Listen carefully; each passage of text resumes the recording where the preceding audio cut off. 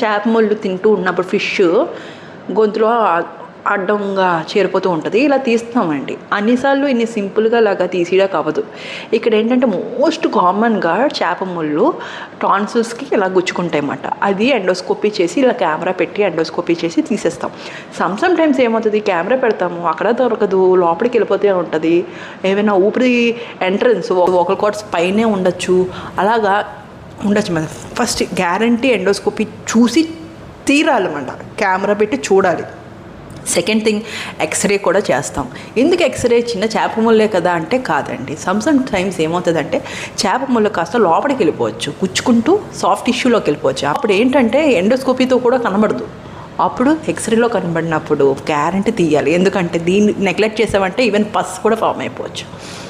And కిందకి వెళ్ళి కొన్ని రోజుల్లో ఇన్ఫెక్షన్, హార్ట్ వర్క్ కూడా వెళ్ళచ్చు.